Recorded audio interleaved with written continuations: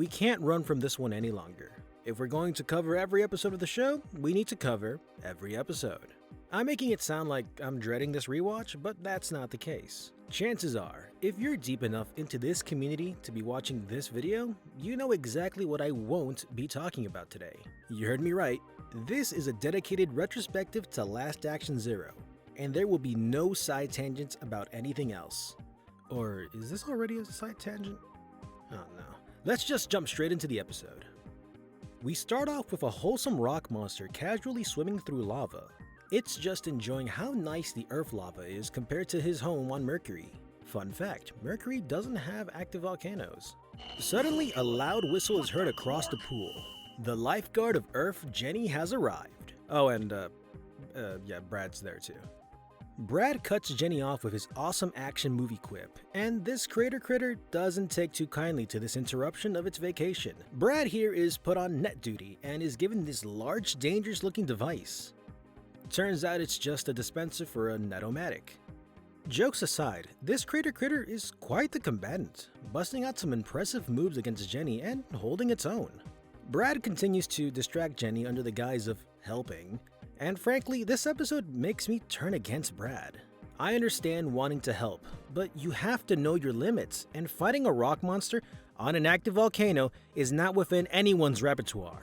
If he thinks he can face off against something that's playing with lava like putty, maybe he should be institutionalized. Okay, that was an insane leap, so maybe we're not giving Brad enough credit. He did just lunge like 30 feet and tackle a 600-pound robot. Anyways, the critter gets his hands on the Netomatic and chucks it at the two, instantly netting them. The critter examines Brad and questions if he's even worth consuming due to his poor performance when suddenly, good old Skyway Patrol swoops in to save the day, using a ship-mounted ice ray. Skyway Patrol officers were previously seen in unlicensed flying objects, but they were more of a gag than anything.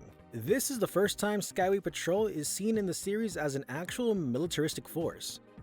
And Brad happens to think they're really cool despite completely disrespecting them during his UFO joyride. Brad asks if they're taking new recruits, and the soldier is happy to present an enlistment form, in which Brad signs away without reading. Off he goes! And immediately a new set of critters land. They question why the volcano is frozen and blame Jenny as she's the only one there. Of course, this breaks into a fight. Cutting back to Brad, he's taken to the Skyway Patrol Sky Station, a massive flying military base and academy. After a quick montage of areas of the academy and a nifty suit-up sequence, Action Brad is geared up and ready to go. Except for one thing. The one thing any cadet is naked without. His paperwork. Unfortunately for him, he's in Full Metal Jacket. Wouldn't you know it, the sergeant is voiced by R. Lee Ermey, who played the drill sergeant in Full Metal Jacket. Brad is definitely in for a world of hurt. Or he's going to fill out a bunch of paperwork in triplicate. I guess Skyway Patrol is still a joke. They're more concerned with paperwork than they are about the safety of the world. Brad hups his way back to the sergeants, and this man's senses are so fine-tuned he can identify a missing form by the sound the stack of paper makes. Anyways, Brad's missing paper causes a red alert meltdown because their perfect system of flawless filing has failed. Though that gets resolved rather quickly, not including the follow-up paperwork, in quadruplicate. Brad finally gets to board the 7067 Skyhawk and take his seat. Not for long though, as an alert for multiple alien sightings at Volcano Island prompts the Skyway Patrol to take off immediately. Back at the still frozen volcano, Jenny has been engaged in a 1v10 for who knows how long, and these critters won't stay down. Plus, their ability to regenerate their broken bodies and seemingly bottomless endurance is giving Jenny a run for her money.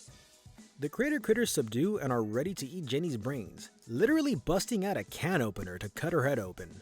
If she wasn't a robot, this would be really graphic.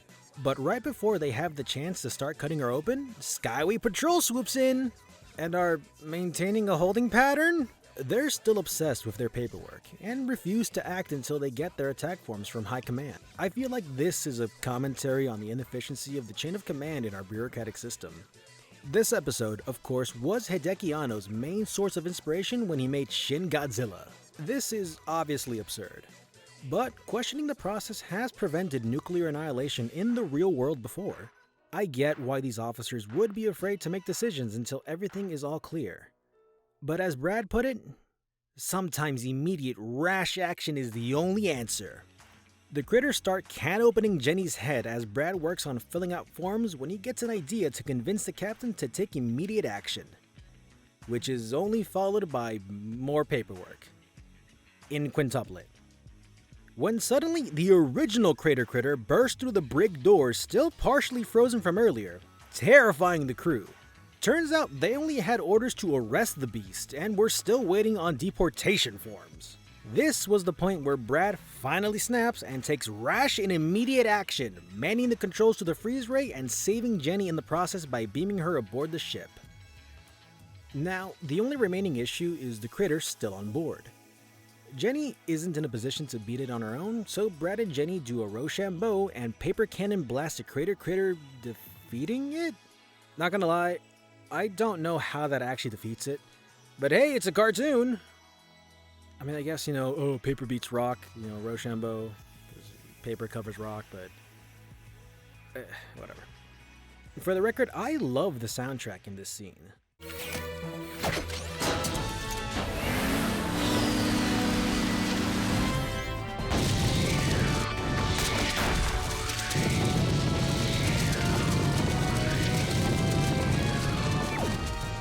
Paper covers rock. As I've mentioned in the past, it's a shame we'll probably never get to hear the isolated tracks from My Life as a Teenage Robot. The officers state that Brad's actions defeated the Crater Critter, but it was completely unauthorized. So they aren't pleased with Jenny for being such a loose cannon and try to place both of them under arrest. Fortunately for Brad and Jenny, there's a lot of paperwork that would need to be filled out before they can do anything drastic like that.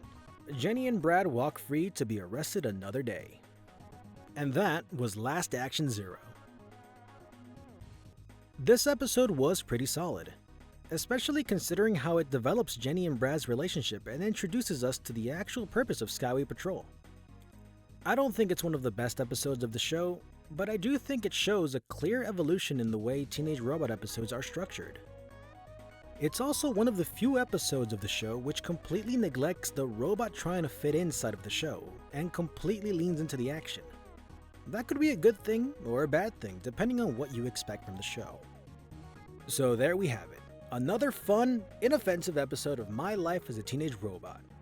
Thankfully, there was nothing here to permanently shift the way the show is seen on the internet. Please smite that like button and let us know your favorite moments from Last Action Zero and nothing else in the comments below. I've been your narrator, DC. Thanks for watching.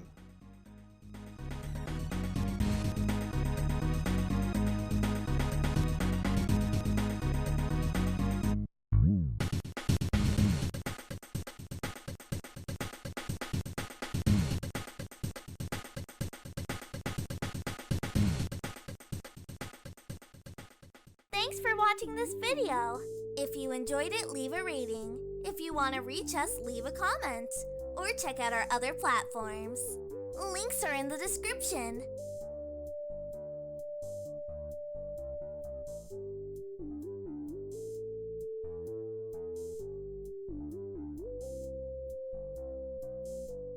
This episode was pretty solid, especially considering how it develops Jenny and Brad's relationship